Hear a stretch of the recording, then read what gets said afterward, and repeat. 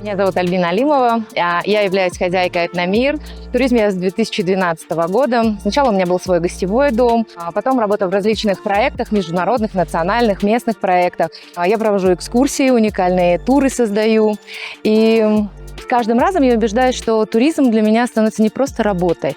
Это такой замечательный способ передать всю красоту и ценности нашей культуры, нашей страны, ну и, конечно же, всю красоту, которую мы имеем здесь.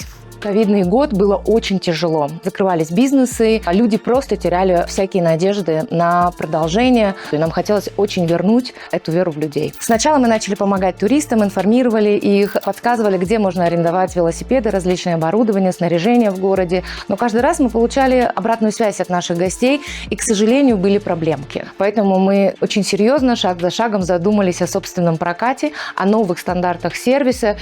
Уже спустя полгода у нас появился собственный прокат. Проект ProOn стал не просто поддержкой для нашего бизнеса, но и прежде всего своеобразной точкой роста. В качестве оборудования мы получили горные велосипеды, очень качественные, поэтому эта точка роста нам дала новые возможности для улучшения сервиса, улучшения стандартов безопасности для наших гостей в нашем регионе. Одним из главных достижений проекта стало объединение партнеров и участников проекта. Мы создали такую партнерскую сеть прокатов по самому популярному маршруту от города Нарын по красивейшему южному берегу Иссык-Куля до города Каракол. Сегодня наши гости, туристы, приезжающие в Кыргызстан и в наш регион, могут спокойно взять горные велосипеды и саппорты из одной локации и оставить ее в другой локации. Проект дал мощный импульс к развитию экологического туризма, и мы с огромным удовольствием делимся своим опытом и знаниями, полученными в проекте, и с нашими другими регионами, которые также открывают новые точки проката или планируют открыть сервис высокого уровня.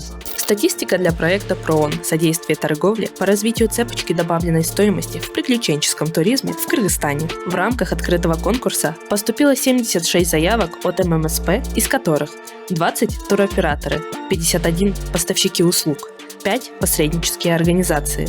По итогам отбора в проект были включены 44 ММСП, среди которых 19 – женщины-предприниматели. На грантовую поддержку подано 26 заявок.